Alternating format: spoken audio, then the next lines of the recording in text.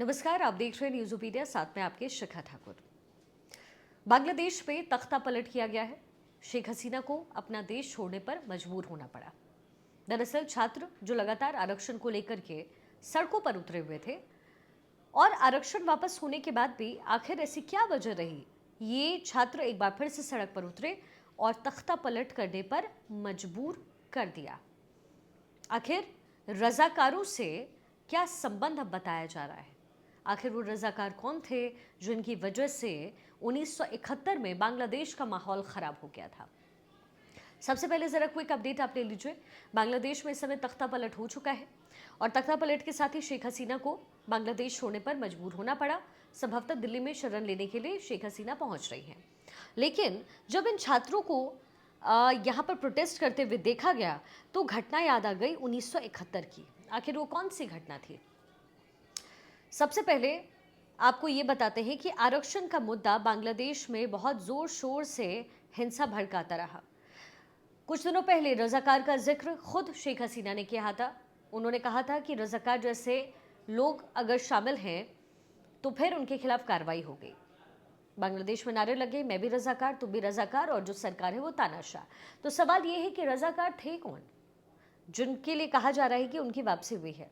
1971 का साल, बांग्लादेश में जंग हुई, पाकिस्तान सरेंडर कर चुका था, 2 दिन बीत चुके थे। 18 दिसंबर की सुबह ढाका के बाहरी इलाके में 125 लोगों की लाशें मिलती हैं। इन सभी के हाथ पीछे बंधे थे और इनको गोली मारी गई थी, किसी का चाकू से गला काटा गया, यानी वह विभत्स हालत थी।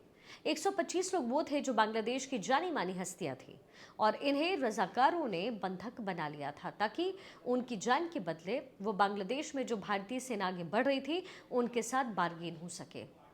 लेकिन जब पता चला कि पाकिस्तान की सेना सरेंडर कर चुकी है तो उन्होंने सभी को मार दिया। ये उस समय की घटना है। 1971 की जंग के दौरान बांग्लादेश में रजाकार होना बहुत कॉमन बात हो चुकी थी। रजाकार का वैसे अरबी भाषा में मतलब होता है एक तरह का स्वयंसेवक के साथ देने वाला व्यक्ति, लेकिन बांग्लादेश में ये जो टर्म है वो बहुत ही खराब तरह की सेना बन गई थी, क्योंकि रजाकार वहां पर पाकिस्तान के जो उस समय जनरल थे टिक्का खान, उनके हाथों में खेल रहे थे और 1971 की लड़ाई में उन्होंने अपने ही साथियों का खून बहाया। जनरल टिक्का खान को ईस्ट पाकिस्तान का जिम्मा दिया गया जो बांग्लादेश है, और इस जंग में हालात ये थे कि जब दिसंबर में सरेंडर पाकिस्तान की सेना ने किया तो उस समय 30 लाख बांग्लादेशी मारे जा चुके थे और 4 लाख से ज्यादा महिलाओं का रेप हुआ था उस समय। टिक्का खान ने आज़ादी की लड़ाई जो बांग्लादेश के लोग लड़ रहे थे उन पर रोक लगाने के लिए, उन्हें कंट्रोल करने के लिए मिलिशिया आर्मी बनाई। 3 तरह की मिलिशिया आर्मी थी, एक थी अल-बद्र, एक अल-शम्स और एक रजाकार। जमात इस्लामी के जो नेता थे मौलाना अबू कलाम, उन्हें रजाकारों का नेता बनाया गया और जल्द ही ऐसी 50 रजाकारों की फौज पाकिस्तान ने बना ली जो बांग्लादेश में आज़ादी की लड़ाई लड़ रहे लोगों के खिलाफ काम कर रही थी, उनकी हत्याएं कर रही थी। ये दरअसल पाकिस्तान के समर्थक थे और नहीं चाहते थे कि भाषा के नाम पर कोई भी अलग देश बने।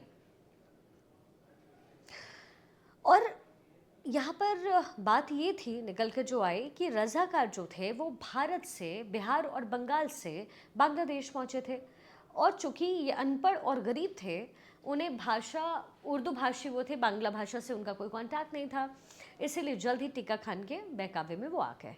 एक किताब है गैम्बलिंग विद वायलेंस, उसमें एक रजाकार के हवाले से कहा गया है कि ये लोग इस्लाम के लिए लड़ने के नाम पर तैयार किए गए और इन्होंने खूब कत्लेआम मचाया।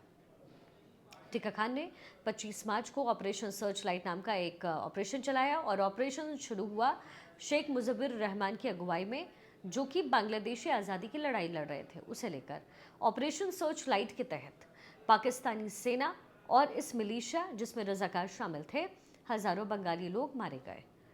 टिक्का खान को इस घटना के बाद बंगाल का कसाई कहा जाने लगा और इस अभियान में रजाकारों जो हैं, रजाकार उनके साथ थे। जब बांग्लादेश आज़ाद हुआ, अवामी लीग की सरकार बनी, मुजब्बिर जो हैं जो बांग्लादेश के प्रधानमंत्री बने, तो उन्होंने रजाकारों के खिलाफ एक्शन लेना शुरू किया और तब से ही जो रजाकार हैं वो बांग्लादेश में अच्छी नज़र से नहीं देखा जाता है, एक तरीके से गद्दार माना जाता है।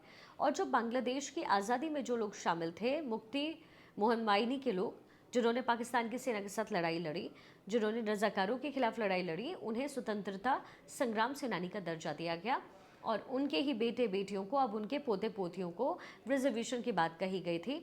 लेकिन इस रिजर्वेशन को लेकर के बांग्लादेश में आवाज़ अभी तेज हुई। उसके बाद हाई कोर्ट का फैसला सुप्रीम कोर्ट ने बांग्लादेश के पलटा और कहा कि आरक्षण जो है वो पोते पोतियों को नहीं दिया जाएगा। उसके बाद जो ये स्टूडेंट्स थे वो वापस चले गए, लेकिन फिर अचानक ये स्टूडेंट सड़कों पर आ गए और उन्होंने कहा कि फैसला अब सड़कों पर होगा। तो सड़क पर फैसले का मतलब था कि क्या 1975 की घटना जिसमें शेख मुजफ्फर को का कत्लेआम किया गया था, यानी शेख हसीना के जो पिता थे, क्या वो दोहराया जाता? और अगर ऐसा था तो ये छात्र अचानक कैसे उग्र हो गए? क्या इसके पीछे पाकिस्तान की साजिश थी? क्या पाकिस्तान इसके पीछे उग्र हो गया है? सबसे बड़ी बात यह है कि बांग्लादेश के साथ भारत एक बड़ा बॉर्डर शेयर करता है। ऐसे में भारत के लिए भी ये समय चुनौती की बात है कि अपने बॉर्डर की रक्षा आराम से कर सके, क्योंकि अगर ये पाकिस्तानी जो सेना है उनका अगर हाथ है इसमें, छात्रों के प्रदर्शन में अगर पाकिस्तान का हाथ है, तो फिर ये भारत के लिए भी एक खतरे की घंटी है।